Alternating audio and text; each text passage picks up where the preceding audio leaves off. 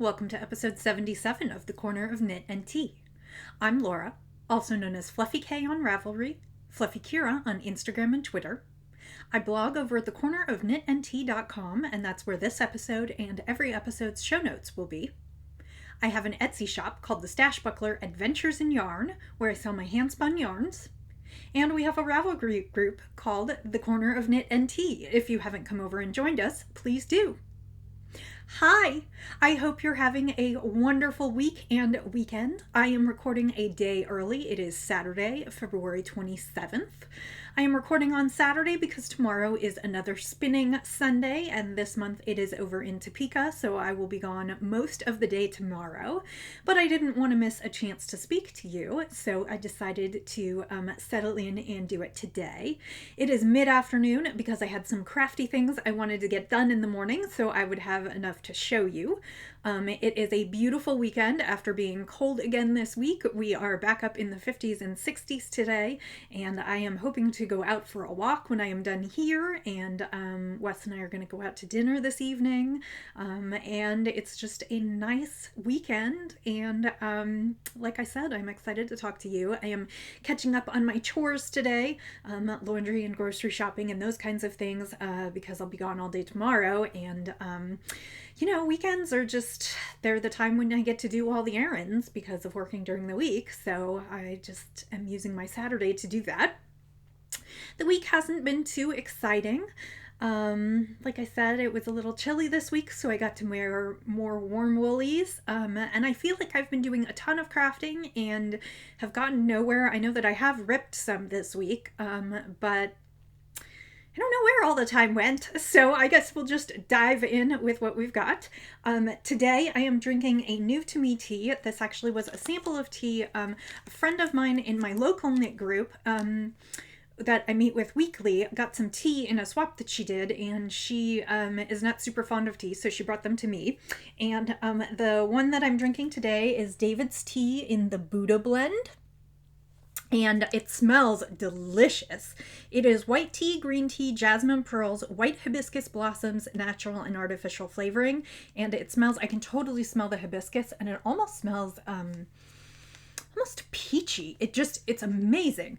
And I haven't tried it before, but I suspect if I like this cup of it, I am totally going to order some this week. So David's tea order coming up. Anyway, I am drinking it today in my Downton Abbey mug. While I crafted it this morning, I watched episodes 6 and 7. I believe 6 and 7 of the season, and I am waiting for the final episode, which is coming up tomorrow night. I actually, we don't have cable television anymore, so and it's not, the local access channels are not as clear as I would like them to be. So I will have to wait for it to hit the interwebs this week and watch it at PBS online. But I am excited for the end, and I hope all the endings tie up in a nice, neat bow, and everybody lives happily ever after. Because I feel like this series should end that way, even though we know things are going to change. I want all the bows. So yes, Buddha's blend in my Downton Abbey mug. Oh, and that is delicious. I still get the hibiscus and a little bit of fruity, and it's really a nice blend. I always worry with the green tea that if I steep it too long, it'll taste almost a little grassy, but this doesn't. It is wonderful. So thank you to Terry, my knit friend, and whoever sent her this. This was delicious, and I will probably be ordering some. So let's get into the knits. I have lots of little finished objects this week. The first thing, of course, is my antler mittens. This is the pattern by Tin Can Knits. And as you can see me juggling these, I'm trying to figure out how to get them to be at the same level and which one to lower and raise because I still don't have that down. Antler mittens, the pattern by Tin Can Knits. It is a paid for pattern, but I got it free during her 12 days of Christmas giveaways. I knit them slightly bigger than my hands, and then I knit a beautiful purple lace weight liner in there. So I finished these this week, and I actually had a chance to use them on Wednesday night when I finished them on the way home from knitting knitting because it was chilly, chilly, chilly. So these are done. I really enjoyed this pattern. All Tin Can Knits patterns are written really well. They're in a variety of sizes from usually baby or toddler all the way up through adult, and you can make them work. And I am loving these mittens, and of course they match the hat that my friend Anna knit me. So those are done and in the books. It used about half a skein. Well, I guess a little more than half a skein. It used about 62, 63 grams of 113 gram skein. So I still have about 100 yards or so, a little more than that left over. I am looking forward to putting this in my Cozy Memories blanket, which saw some work this week. I didn't bring it with me, but it is another worsted to put in there. And then I'll probably add some stripes to some other charity hats that I'm knitting. And I just love, love, love this color. It's so bright and green and springy. So those are done, which is funny because of course they're mittens, but you know. So those are done. The next thing that I turned my attention to was recently I had been watching the Pink Hair Girl Knits podcast, and it was a couple episodes ago that Sally Jane did an episode by herself, and she read a really, really moving thank you letter from the charity that she and her daughter have chosen to support, which is the burn unit at the American Red Cross Hospital in South Africa. And one of the things that, well, they're doing a variety of things to support. They produced a pattern, the Phoenix hat, which I have purchased, and all the proceeds from that go to the burn unit. The other thing that Sally Jane does is she accepts knit hats as donations for the kids and their families who come through the burn unit. And then Sally Jane also puts together toiletry packages for the moms and the parents and people who accompany the children to the burn unit, just to give them a little something of comfort and a little something to make their stay easier. And she collects hand knit washcloths for that. So the first thing that I knit was I wanted to knit a hat, and this is the Et Voila hat by Justyna Lorkowska. It is a paid for pattern. Again, it was one of those that I got as a freebie as she was releasing patterns. There is a thread on Ravelry, and I will link it in the show notes, that talks about free for a limited time patterns, and it posts, the people in there post all kinds of links to patterns that are being offered for free, usually for a limited time, which sometimes designers offer that when they first release their pattern or while it's in testing. And I have been downloading some of those for ages now. And of course you can download a bazillion patterns and never knit them. But my goal this year has been to try and knit them. And particularly with all the hat patterns that I download, I am trying to work my way through knitting all those hat patterns. So then I have something to show for, you know, getting a pattern for free, and I can give the designer a little bit of a push, and hopefully other people will go and knit their patterns. So as I said, this is the Et Voila hat by Justyna Lorkowska. It's a great kind of cables and ribs, and it was a fairly quick knit. I did it this week. This is, I keep joking that all my projects are green lately, and I don't even know why that is. I have so many different skeins of like bright springy green or pea green or grass green in the stash, and I don't even know why I have all of those. This is the leftovers from a hat that I knit Roxy, not this past winter, but the winter before. And it is Lion Brand Superwash Merino, and I think it feels a little bit like a sport, but it's marked at a DK weight, and the hat called for DK weight, so I thought it was perfect. The only mod that I made on the hat was I did one fewer repeats on the hat. I'm sorry, one fewer in the cast on. I cast on one fewer repeat in the hat. I knit the length I knit the height of the hat exactly the same per pattern. My thought was that the hat can be a little bit slouchy on a child, but I was hoping that it would fit a slightly smaller head than a full adult size head. So this is a slouchy hat, and it is earmarked to go to Sally Jane and her daughter Rachel this week. And then I turned my attention to Sally Jane's request for some washcloths to put in the toiletry packages. And I found a great pattern. It's called Flower Power by Donnie Spiegel.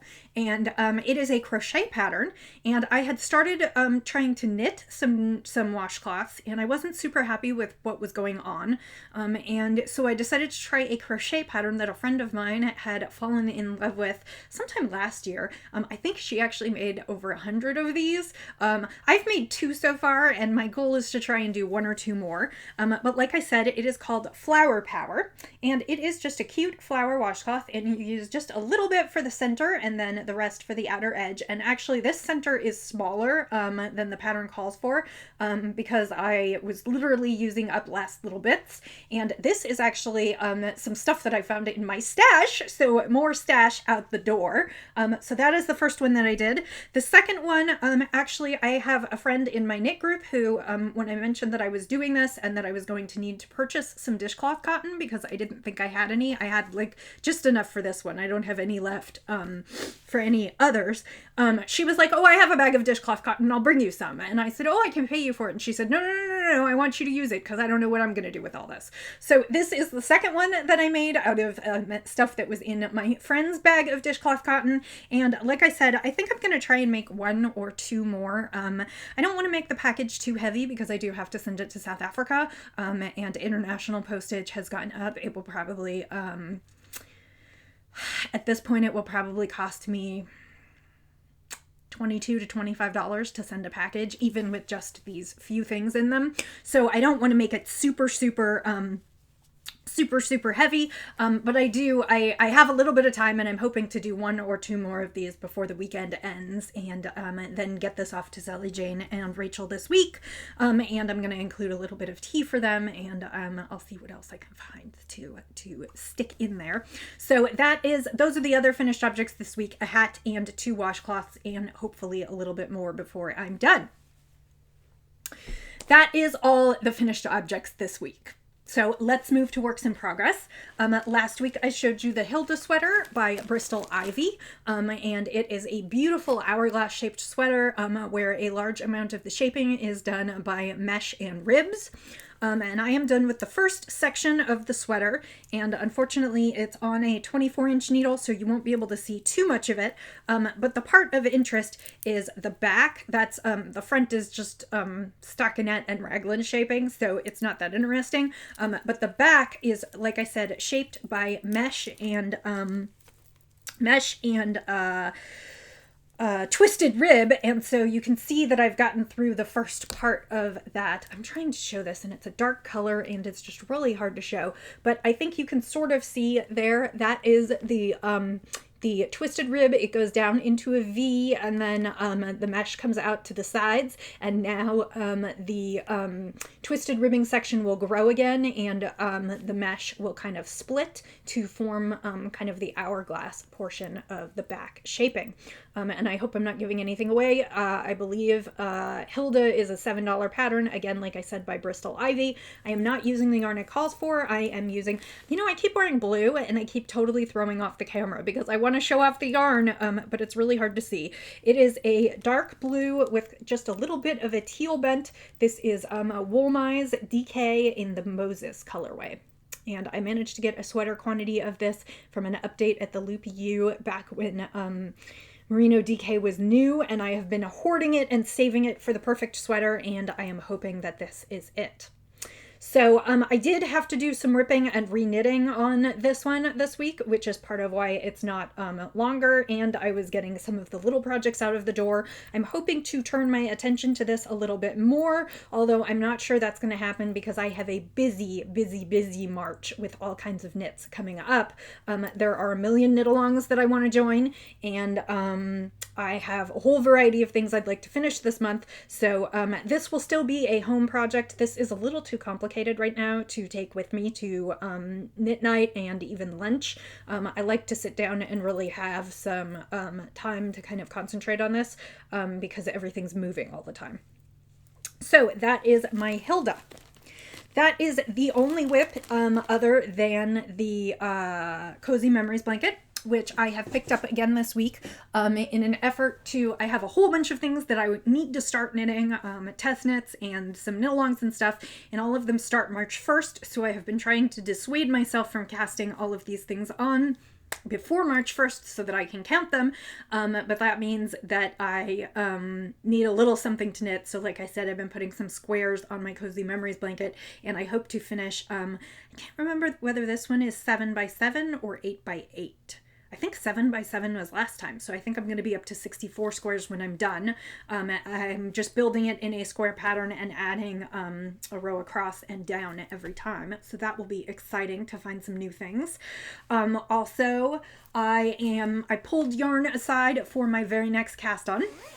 It is a test knit for one of my favorite designers, Chrissy Prang, who is Left Side Knits on Ravelry. She has taken a bit of a hiatus in designing because she is mom to twin they just turned 1 year old boys just a couple months ago, and they have been keeping her busy, and she has been getting used to life as a mom. So she is working on some new patterns now, and this one is a cross between a cowl and a shawlette. It reminds me a little bit of the format of Zuzu's Petals, where it's kind of triangular, but it actually connects at the back as a cowl. And I have chosen, it requires 2 colors, and so I have chosen, this is the last of the leftover purple from my Perfura cardigan. This is Miss Babs Yowza in the colorway Tulipa, which is a like a dark purple overdyed with black. So it's just super dark, and you may remember I knit my sweater out of it. I had quite a bit left over. I knit Roxy a hat and mitten set out of it, and this is the last little bit. I have just under 100 yards, and it will be perfect for this project. And I am pairing it with some of my hand spun yarn. This is a beautiful Polworth silk blend. It is, the colorway is Autumn Kiss, and it was from All Spun Up. I had to think about that for a second. And like I said, it is a beautiful autumn blend, and it's got some purple highlights in it, which is why I thought it might go nicely with this purple to offset. And this one is, I can't remember whether I wanted to keep this for my own stash or whether it's got a couple imperfections. It was one of my early spins, so it is definitely not perfect. It's kind of thick and squishy, and as you can see, it's not as evenly plied as most of my new stuff, but I think it's going to make a beautiful, beautiful squishy cowl, and I love, love, love these colors together. So that is the project that I plan to cast on for as soon as it is March 1st, so I need to wind up these yarns and get them presentable and get myself ready to go for this test knit. So I will be showing you that as I go because I don't think it's a secret, and that is the next project on the needles. There are also a number of things that I want to knit in March and April. There are quite a few things that are crossing March and April. Knick-Knack-A-Roni, Nicole is trying to spearhead a knit along in the Come Knit With Us group, and she was asking for pattern suggestions, and one of the things that I really, really, really want to knit is a foolproof cowl. And again, I did not look up who it is. The first name is Louise. I think it might be Louise Zilberg. But I cannot remember. I have been wanting to knit that pattern forever, and actually because it's right here, excuse me, I have a whole ball.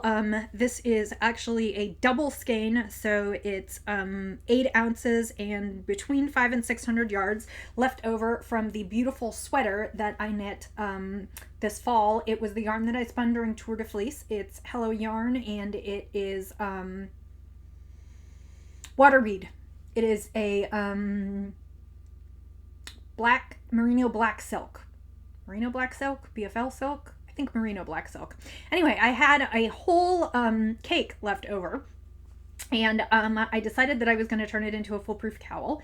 And my sister, looking at my sweater, was like, I love that yarn, I love that yarn, I love that yarn. So I think this might be a birthday present for her. But her birthday is at the end of March, so I got to get my booty moving. Anyway, Nicole is starting a foolproof knit along over in the Foolproof Cowl knit along over in the Come Knit With Us group. And I believe that's going to be from March 1st through April 30th. So that is one of the knit-alongs that I want to participate in, and one of the cast-ons for March 1st. I also started watching some new to me podcasts this week, and of course, more knit-alongs.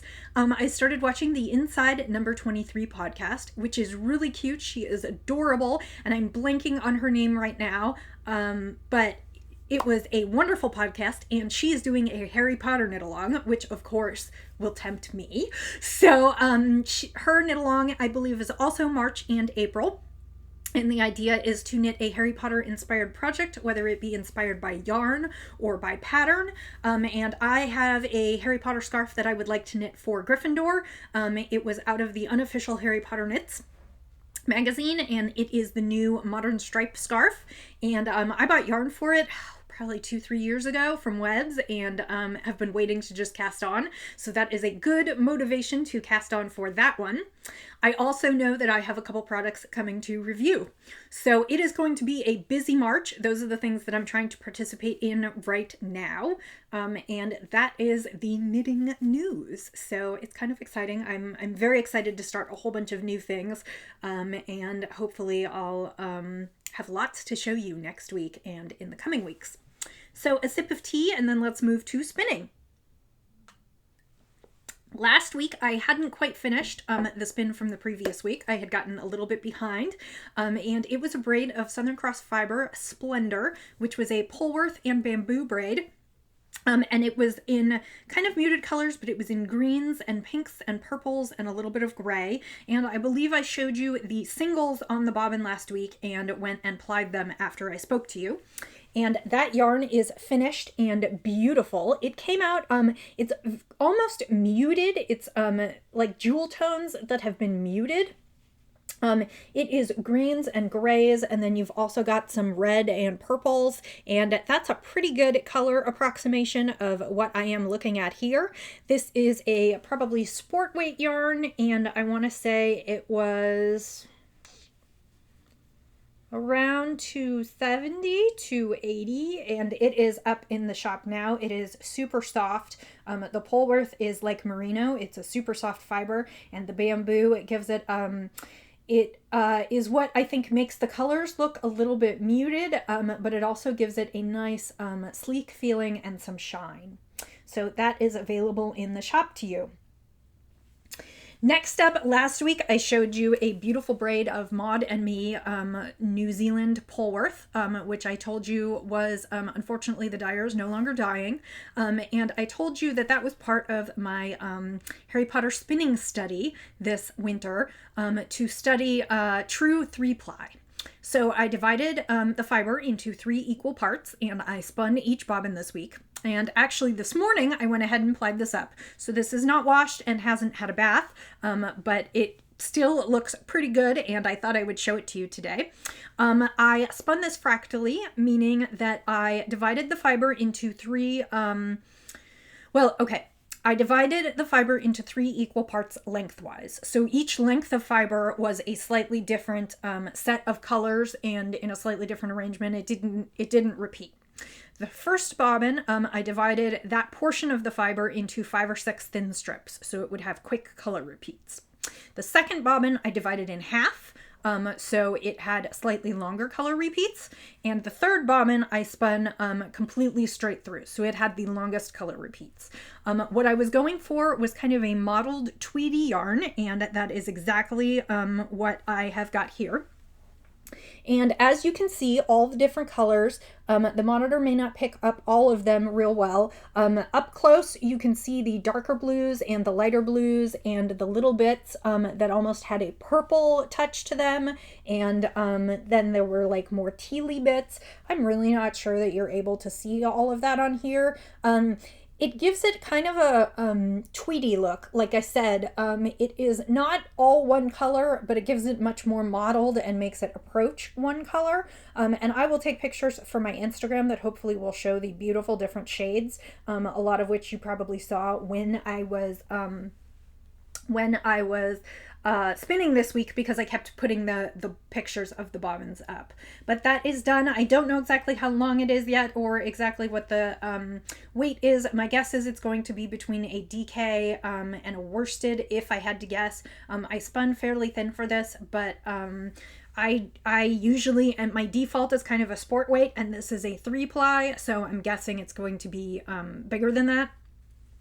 So I will wash this and photograph, and it will be in the shop in the next week or so. And that actually is not a bad photo. You can kind of see that there are some variations in the blues in that skein. But I am happy with that, and that concludes my 3-ply spin. The only spin that I have left for my Harry Potter study now is going to be the singles, and I'm not going to do that quite yet. That will be coming up in the next couple weeks. So one of the exciting things about that spin is I generally go through, it kind of started with the CTA Spin the Bin project. That's the Completely Twisted and Arbitrary group on Ravelry. And each year they do a Spin the Bin, which is where they ask you to pull out at least 13 bumps of fiber at the beginning of the year and spin through them throughout the entire year. And some folks go the extra mile and say that if they don't spin what is in their bin by the end of the year, they have to give it away. And often they give it as prizes for the thread. It is a year-long spinning effort. Well, I have actually been spinning quite a bit more than that, a year. But last year or the year before, I followed along with it. And what I did is at the beginning of each quarter, I would go and find 12 to 13 braids of fiber and put them in. And because I like to spin approximately a braid a week, I would do a bin for each quarter. This braid is the second to last braid in my bin. And I have 2 more braids in there, but that means that I could, and usually when I get down to just a couple braids, I come back into the bedroom and the craft room here, and I pick out a whole bunch more braids. So I have been going through my fiber and picking out the next batch of braids, basically, to spin between now and, I guess technically it would be second quarter, even though we're only just starting March. So I picked out a new braid to come up next week, because these two were very muted colors, and actually I really like bright colors. I decided that I needed something bright this week. So this week I pulled out a 2F by hand braid. I have spun them before. This is a, let me see, Superwash Merino in the colorway Clueless. And I assume it was dyed after Clueless, the movie, and I guess it became a musical, but the movie with Alicia Silverstone. And it is purples and neon pinks and turquoise splotches and a little bit of brown and white, and it is just crazy riotous color, very evocative of the 90s and Clueless. And so I am going to spin this one up this week, and this is going to be super fun. It is Superwash Merino, so it will probably make great sock yarn, and that is what I am going to work on this week. So you will see that hopefully next week, and I'm going to take this with me tomorrow to Spinning Sunday, which means I will hopefully get lots and lots done. So I think that's it for the podcast this week. I don't have a lot of other news. Yeah, I think that's about it. I am contemplating some giveaways and also some knit-alongs for the future. I think I'm going to take just a brief break for maybe March and then come up with something in April, May, and over the summer. If you have any suggestions, please feel free to leave them in the group thread or as a comment here on the video. Things that you would like to, if you'd like to do a knit-along or anything else. I also haven't mentioned it in a while. If you have any questions for me, there is an Ask Me Anything thread in the Ravelry group, and you are welcome to leave a question there, and I will answer it on the podcast. So thank you for joining me this week. I realize that there are tons of podcasts out there, and I really appreciate you joining me. If this was your first time, I hope I'll see you again. And if you were returning, thanks for tuning in again with me. And I will say, as I always do, happy knitting, happy spinning, happy sipping, and I'll see you next time. Bye.